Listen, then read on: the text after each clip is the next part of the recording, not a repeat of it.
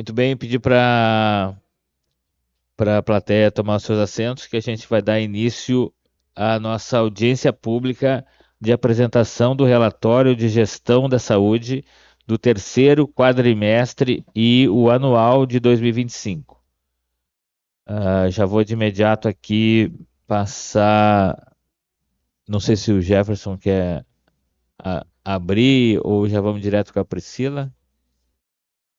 Então, passar aqui então a palavra para a enfermeira Priscila, que vai fazer a apresentação aqui do relatório. Bom dia a todos, é um prazer estar aqui novamente com vocês. Para quem não passou pela apresentação de um relatório, né, de gestão da Secretaria Municipal de Saúde, esse relatório é um relatório que é feito obrigatoriamente, né, um dos documentos obrigatórios da gestão do SUS de todos os entes federados, né, tanto dos municípios, quanto do Estado, quanto da União. Então, só para explicar o porquê que é feito, né, tanto quadrimestralmente quanto anualmente esses relatórios, né, é uma audiência obrigatória. Então, nesse momento, a gente vai apresentar o do terceiro quadrimestre do ano de 2025 e o anual de 2025 para os senhores. Pode passar, por favor. Bom, então aqui a gente, verificando no nosso sistema, né, próprio, que é o sistema dos prontuários e que gere os atendimentos, a gente tem a maioria dos atendimentos feito para as mulheres, né, com 62%, através da demanda espontânea, 67%, ou seja, a maioria das pessoas chegaram na hora e foram atendidas, né, não foram por agendamento, foi demanda espontânea, ou seja, chegaram e foram atendidos, e de pessoas de 60 anos ou mais, com 27%. Os principais encaminhamentos foram para fisioterapia, com 30%, nutricionista, com 13% e psicólogo, com 13%. Isso se alterna, pode voltar, por favor. Isso só alterna ao longo do tempo. Quanto quadrimestre, quanto anualmente, essas três especialidades se alternam, né? Normalmente a fisio primeiro, e aí a nutri e o psicólogo ficam ali alternando entre segundo e terceiro lugares, né? Com relação ao todo ano de 2025, os dados são semelhantes, né, com exceção dos especialistas, né, que aí no caso, se a gente for comparar todo o ano de 2025, a fisioterapia também inicia, e seguida nutricionista e terceiro psicólogo, né, e teve essa alternância ali nos 2 quadrimestres anteriores do ano. Pode passar. Oh, Claro, Priscila, me permite aqui. claro, pois não. Essa prioridade do atendimento, essa ordem, a necessidade do atendimento, a procura, ela historicamente ela se mantém assim nessas três especialidades? Normalmente são essas três. Se a gente for olhar ao longo do tempo, elas só variam dos lugares, né? Aham. Primeiro vai nutricionista, depois vai psicólogo, e são os três mais encaminhados na Sim, rede. não teve nenhum reflexo, por exemplo, da pandemia ou modificou alguma situação? Isso já vem. Principalmente a psicologia, né? A questão da pandemia refletiu bastante na psicologia, no atendimento do CAPS, né? Já se quiser complementar, mas normalmente são essas as coisas. Até eu estava ouvindo os colegas da regulação, né? Que o que a gente apresenta aqui são os indicadores da saúde, né? Então, quando a gente faz uma organização da regulação, a gente visa, obviamente, melhorar o atendimento, o acesso das pessoas, melhorar o fluxo de dinheiro no SUS, né?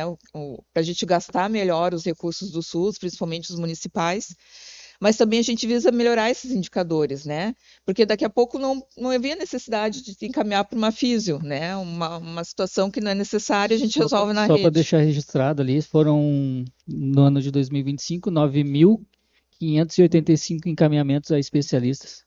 Então reflete um pouco aqueles números e mais os outros especialistas que a gente falava anteriormente na outra apresentação.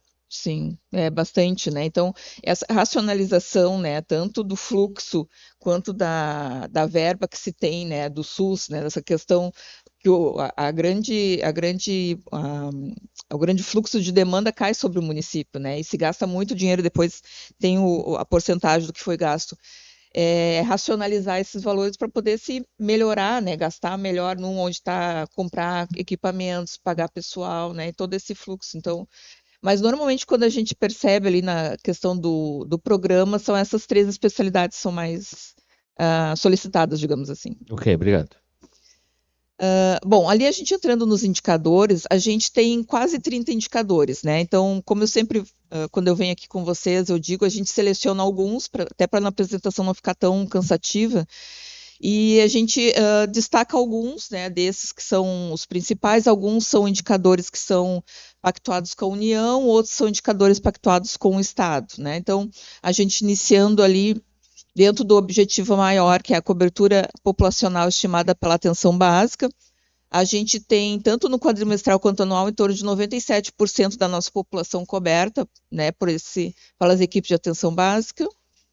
Já com relação à cobertura populacional, saúde bucal da atenção básica, a gente tem no terceiro quadrimestre 17%, e o anual também em torno de 17%, né? São esses que a gente possui. A cobertura da saúde bucal houve uma melhora, se a gente for olhar na parte anual, né?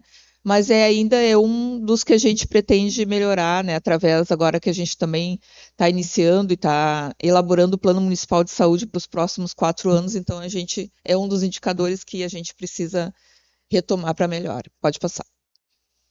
Ali os outros, então, a gente tem a questão da saúde da mulher, né? Alguns dados, então, com relação aos preventivos, né? O Papa Nicolau, de 25 a 64 anos, que é a população-alvo que o Ministério considera.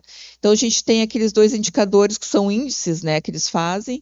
A gente teve uma melhora, a gente observando o dado anual, que é 0,43%. E já na parte da mamografia de rastreamento para as mulheres, né, de 50 a 69 também, que é o que o Ministério preconiza para rastreamento, ou seja, para a gente ver que aquela mulher que está dentro daquela faixa etária não tem nenhum sintoma, não tem nenhuma queixa, a gente faz para rastrear que são as mulheres que têm maior chance de desenvolver um câncer de mama. A gente manteve mais ou menos o percentual de 0,1 a 0,2 nesse índice que a gente pôde visualizar. Eu me esqueci de citar para vocês que todos esses dados, esses números, são de acesso público. Eles estão nos sites BI Público, que é no Estado, e também no site e-gestor do Ministério da Saúde. A maioria deles são de acesso público, qualquer pessoa pode acessar. Pode passar, por favor. Um pouquinho antes, acho que passou mais de um. Acho que tem mais. Aí. Mais um pouquinho antes. Um outro antes. Acho que tem mais um antes. Tá, agora é o próximo. Aí. Então, aqui, continuando na saúde da mulher, a gente tem a questão com relação ao parto normal no SUS e na saúde suplementar, que é tanto particular quanto no plano de saúde, que é em torno de 51%. A gente teve esse resultado. A gravidez na adolescência, a gente teve uma comparação anual, que houve uma baixa na parte anual, 8,52, o que mostra, né, que a gente observa que claramente que os trabalhos de prevenção lá na escola, né, a gente tem um programa saúde na escola, a própria educação também, que tem o seu próprio trabalho, o pessoal das unidades de saúde, né, da prevenção na gravidez da adolescência está surtindo efeito. Então, o nosso índice hoje está menor que o índice que o Estado tem como assim, uma meta. Então, a gente teve uma melhora bastante importante nesse indicador. Número de óbitos maternos a gente não teve nenhum nesses 2 períodos. E mortalidade infantil a gente teve um no terceiro quadrimestre e no anual a gente teve o total de 3. Obviamente que o nosso objetivo é que não tenha nenhum, né? Então a gente vai lutar para que a gente zere aquilo ali. Pode passar. Óbitos prematuros, né, causados pelas as causas evitáveis, né, como o Ministério da Saúde chama. Então, a gente tem câncer, diabetes mellitus, doenças respiratórias crônicas, doenças do aparelho circulatório. Toda essa gama, né, de doenças com vários CIDs são o que eles chamam de doenças preveníveis na atenção primária. Então, se a gente tem uma atenção primária forte, menos hospitalização e menos morte a gente tem desses CIDs, né, dessas doenças. Então, aqui eles consideram o número absoluto, pelo número da população que nós temos em Eldorado, a gente teve 20 óbitos no terceiro quadrimestre e anualmente 46. A gente teve um pouquinho de aumento no quesito ali anual, mas uma pouca diferença, se manteve constante. Pode passar, por favor. Com relação às vacinas, isso é uma falha que a gente está levando para o Estado, que a gente não consegue visualizar esse indicador. Em 2 sistemas diferentes, eles consideram ali uma proporção de vacinas do calendário nacional de vacinação para crianças menores de 2 anos, né, com a cobertura vacinal. Lá nesses indicadores dos sites, eles usam um outro parâmetro, então está discrepante, isso é uma coisa que o Estado precisa rever, então por isso que ele diz que não foi avaliado, né, o NA não avaliado. Já na proporção ali das doenças de notificação compulsórias, que são encerradas em até 60 dias, explicando assim brevemente para vocês, no caso ali a gente teve todas essas doenças que foram notificadas, foram encerradas a investigação em até 60 dias, que é a meta do Ministério. Então, se a gente, por exemplo, tiver um caso de sarampo, esse caso tem que ser investigado em até 60 dias, né? Se abre uma ficha de notificação compulsória, porque o sarampo é de notificação compulsória, né? Além de várias outras, existe uma lista. Então, a nossa equipe ali da Secretaria de Saúde e da Vigilância Epidemiológica é acionada e se faz todo um trabalho de investigação para ver de onde que surgiu aquela pessoa, se ela era residente de Eldorado, se ela trouxe de outro local, como é que ela adquiriu aquela doença, né? O que contribuiu, se precisa fazer bloqueio vacinal na população que reside em torno daquela pessoa. Então, é feito todo um processo de estudo desse caso. Então, esse processo tem que ser encerrado em 60 dias, né? No caso, nós conseguimos em todos esses casos de notificação compulsória. Já ali nos casos de sífilis congênita, é um dado que nos saltou, que a gente discutiu há pouco tempo atrás, é o que a gente considerou que foi o que teve uma piora substancial assim, de todos os nossos indicadores na quesito ali anual, com 17 casos, né? Então, a gente teve um aumento expressivo nesse sentido, né? E aí a gente tem bastante variáveis, assim, abrindo um parênteses para vocês, que também faz parte da vigilância epidemiológica, junto com a atenção básica, enfim. Por que houve, né, esse aumento de casos? Né? A gente tem coisas que podem nos mostrar, por exemplo, isso é um indicador de pré-natal, né? A gente está conseguindo pegar essas gestantes no início do pré-natal, para a gente conseguir fazer esse teste precocemente e conseguir tratar essa gestante precocemente para ela não passar a sífilis para o nenê. A gente está conseguindo tratar esse parceiro dessa gestante também para que não haja recontaminação dessa gestante. A gente está conseguindo fazer o segmento desse nenê, né, depois, na parte que ele nasce ali nos primeiros dias de vida, né? Então, são muitas variáveis que vão nos dar um norte, né, que a gente está trabalhando nisso, para a gente ver, como a gente diz, onde é que está o furo, né, o popular, né, o que a gente precisa melhorar, né. A gente tem colegas que trabalham no centro obstétrico que observou, né, e falou para a nossa coordenação da epidemiologia que se, por exemplo, se aparece no hospital que o parceiro não foi tratado, eles consideram que aquela gestante também não foi tratada e aí consideram aquele caso como positivo, né? O que fica, de certa forma, ruim para o município. Então, só abrindo um parênteses para vocês verem como é complexo cada um desses indicadores para a gente fazer o acompanhamento e fazer a melhora, né? E que isso também vai entrar no nosso plano de saúde, né? Possibilidades e modos de melhorar esse indicador.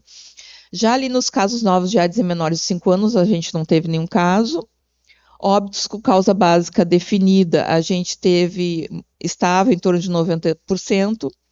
E proporção dos preenchimentos do campo de ocupação nas notificações de agravos relacionados ao trabalho, ou seja, um determinado trabalhador teve um acidente de trabalho ou teve alguma doença que foi verificada, né? Quando se faz aquela notificação, a gente, parece óbvio, né? Mas o óbvio precisa ser dito, a gente precisa saber o que aquele trabalhador faz. Ele é pedreiro, ele é enfermeiro, ele é médico, ele é engenheiro, o que aquele trabalhador faz, né?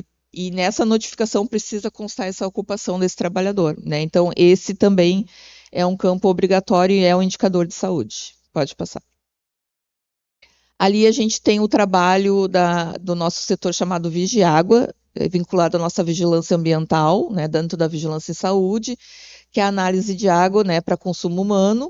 Então, a gente teve no terceiro quadrimestre 54 amostras de águas verificadas, né, e foi essa proporção que dá 83%. Pode passar, por favor. Então, aqui para finalizar, eu coloquei 24,21% das receitas de ASPS, né, que são receitas próprias do município, foram gastos com saúde, né, que é bem acima do mínimo constitucional, que é os 15%. Então, aqui eu trouxe para vocês, a gente não está com a presença da nossa contadora hoje, né, nessa parte financeira, mas eu trouxe para vocês que o município emprega bem mais do que o mínimo constitucional na área da saúde, né? Então, se vocês tiverem algum questionamento, alguma coisa, a gente está à disposição dos senhores. Obrigada. Eu só queria complementar, deixar ali um resumo em números aqui que foram feitos em 2025, em número de atendimentos absolutos das unidades ali, incluindo as unidades básicas, os serviços especializados ali, como pronto atendimento, em ambulatório de infectologia, enfim. Fizemos em 2025 338.020 atendimentos. Então, nunca se atendeu tanto, né, em número de atendimentos como no ano de 2025 mesmo. Então, a gente retomando, né, um ano de reconstrução e retomada e unidade básica fechada, como da chácara, na sua maioria, né, a gente bateu o recorde de atendimento no ano de 2025. Outros números também que eu queria trazer, queria complementar aqui, procedimentos executados, como curativos, aplicações de injeção, verificações de pressão, foram 1.128.000 procedimentos. Exames ofertados, aí entra laboratoriais, esses que a gente fala de ecografia, 462.226 exames. Medicamentos dispensados pela farmácia, 1.166.713 medicamentos. Vacinas aplicadas, 30.630 vacinas. Então, a gente tem, até para justificar todos os recursos empregados na saúde, né? A gente tem mais dados aqui, porque eu poderia, como a gente tem um sistema próprio, consegue fazer um BI próprio, né? E trazer as informações que eu posso estar compartilhando depois com essa comissão, até para justificar toda essa movimentação. Eu gostaria de complementar só o Jefferson. Eu enviei para o e-mail da secretaria aqui da casa o relatório completo, né, tanto do terceiro quadrimestral quanto anual. Ali tem todo o descritivo bem completo, são várias páginas, né? Aquilo ali é um relatório que é formatado e produzido através de um sistema chamado DigiSUS, que é um sistema do Ministério da Saúde. Então, quando a gente termina de fazer o relatório, vai para o Conselho Municipal de Saúde, e depois da aprovação é gerado aquele PDF. Então, esse PDF foi disponibilizado no e-mail da secretaria. Se os senhores tiverem interesse, está disponível para vocês, Não, senhores. Me interessa sim, o pessoal da secretaria poderia me repassar também esse material. Mas interessante esse número de atendimentos, 338.000 atendimentos dá mais de 8 atendimentos por habitante, considerando essa estimativa de população que o IBGE tem, que eu acho que já não é mais. Mas vamos dizer que quase 10 atendimentos por habitante aqui na cidade de Eldorado do Sul. Isso aí é muita coisa, né? É muita coisa, só para ter a diferença, em 2020 foi 116.000. Em 5 anos, dobrou. Dobrou. Mesmo o pessoal indo embora, né, em razão da... Justamente. E aí, assim, não sei se vocês identificaram alguma modificação assim de padrão, né, do atendimento em relação a esses eventos, vamos dizer, a pandemia, depois a cheia, né, o que que isso modificou em relação ao tipo de atendimento da saúde? Tem algum relato sobre isso? O que se percebe é essa retomada sempre após a pandemia. A gente viu que principalmente os atendimentos de média complexidade, eles pararam, as cirurgias e especialistas meio que suspenderam os serviços, a gente teve que retomar e voltou com força e muita coisa se perdeu, né?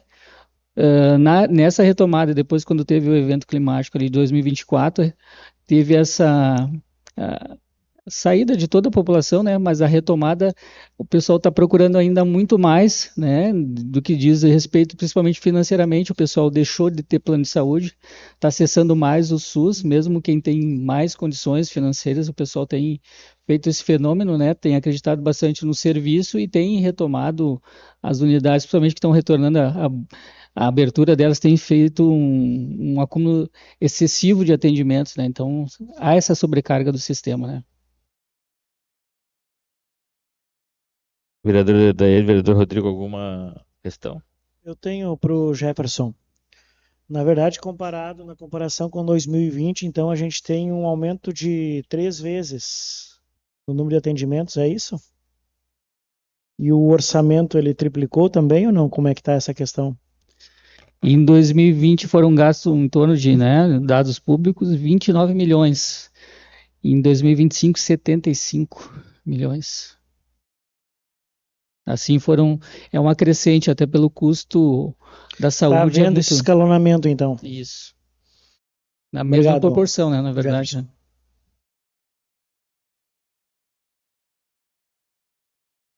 Obrigada mais uma vez pela presença.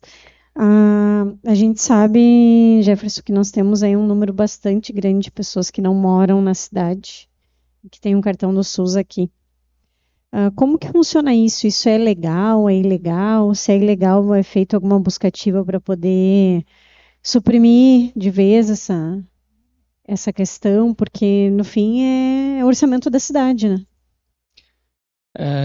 Hoje a gente tem algumas portarias que nos asseguram, né? Principalmente portarias que o Ministério bota indicadores, tem metas e indicadores para atenção básica cumprir, né? E a do cofinanciamento é o que mais hoje nos ampara nessa situação, né? E nos traz uma dificuldade, principalmente para quem não mora mais no município e quer vir usar o sistema de saúde do municipal, né? Por N situações. Por exemplo, a gente vai hoje um agente de saúde vai fazer uma vistoria numa casa que não existe mais, né? E ela automaticamente ela dá baixa naquela família, né? Naquele domicílio, naquela família, porque realmente foi visto que a pessoa não mora mais ali, aquela família não mora mais.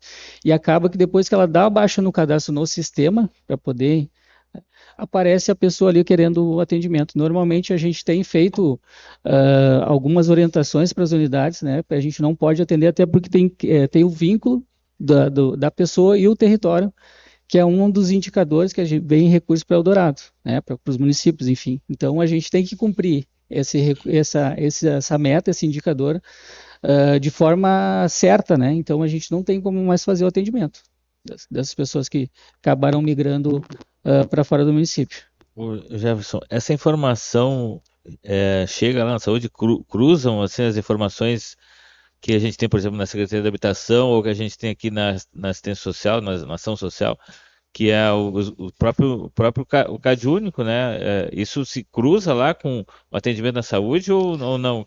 Cruzam normalmente quando o pessoal vai pegar algum benefício da habitação para comprovação de domicílio, que ela estava morando em Eldorado em tal época, né? Que a gente faz um relatório através do prontuário para identificar que aquela pessoa esteve em Eldorado naquele período. Então, é só isso que cruza.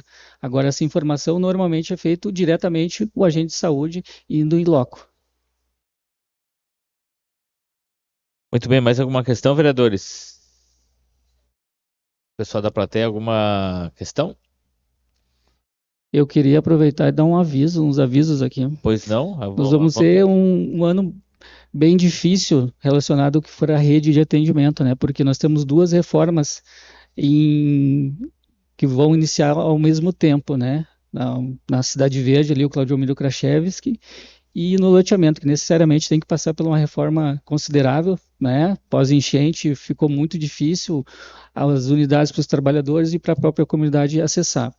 Então, nessa semana, na sexta-feira, dia 17, vai fechar a unidade de Cidade Verde, né, para fazer a sua transferência para a emancipação 281, 281, que era onde o prédio antigo da Secretaria de Educação. Então, a Cidade Verde fica ali provisoriamente, a partir do dia 20, já vai estar ali, pelo período da reforma. Pós-reforma, eles retornam para um endereço ali na Batory. Esse é o primeiro. A do loteamento no dia 27 também vai fechar e vai ser transferida para a unidade chácara. Então, vão ficar a unidade chácara e loteamento juntas, né? Seguem os mesmos serviços, os mesmos profissionais, os mesmos agendamentos, seguem tudo normal. Só que fisicamente vai passar esse período de reforma na unidade chácara. Então, vai ter essas duas modificações nas próximas semanas. A gente vai começar a divulgação já essa semana, para o pessoal se organizar já, mas de forma geral vai ter esse transtorno nesses próximos meses para poder passar por essas melhorias. Ok. Eu tenho um aviso também bem rapidinho para vocês. Os senhores vão receber, acredito que essa semana, um convite de inauguração do NUMESC, que é o Núcleo de Educação em Saúde Coletiva. Ele é um núcleo, por lei, instituído pelo SUS de educação continuada aos profissionais das secretarias de saúde de todo o Brasil. Na nossa região, ele vai ser o primeiro, né, na região de Eldorado do Sul, e ele é uma espécie de resultado da dissertação de mestrado da prefeita, Juliana, né, que incumbiu a mim e a mais 2 colegas de implementar esse serviço. Então, vai ser um serviço de educação continuada para os servidores da saúde. A gente vai ter uma aula magna com a presença de algumas autoridades, e vocês serão convidados também. A gente ficará muito feliz se vocês puderem comparecer. A gente vai ter a apresentação de documentário do Ministério da Saúde, da atuação do SUS durante a enchente de 2024, né? Um documentário que mostra claramente como o SUS se organizou, né, de forma tripartite para poder atender a cidade, entre outras cidades do Rio Grande do Sul, né, naquele momento. Então, esse núcleo, só para explicar para vocês brevemente para que ele serve, né? Então, ele é justamente para a gente ter esse comprometimento da gestão, né? E que ele sirva como uma instituição que vai ficar permanente para qualificar o nosso servidor, o nosso trabalhador em saúde, para prestar uma melhor qualidade no serviço, para atualização de fluxos, né, de coisas que estão sempre sendo mudados e atualizados na saúde, né? Então, o objetivo vai ser esse, vai ser dia 29, na parte da manhã, ali no auditório da prefeitura. Então, em breve, vocês vão receber o convite. Muito bem. Nós votamos aqui semana passada a lei que cria o Núcleo Municipal de Educação e Saúde Coletiva. Exatamente isso, isso. né? Uhum. Então tá, eu acho que era isso, né, pessoal? Concluindo aqui a nossa audiência pública de apresentação do relatório de gestão de saúde do terceiro quadrimestre anual de 2025. Queria agradecer aqui a enfermeira Priscila, Eu que agradeço. ao Jefferson, aqui mais cedo a doutora Joana e ao Dani, lá do GERCOM, pelas informações trazidas e pelas novidades trazidas aqui. Então, às 11h56, dou por encerrada a audiência pública. Tenham todos aí uma ótima semana.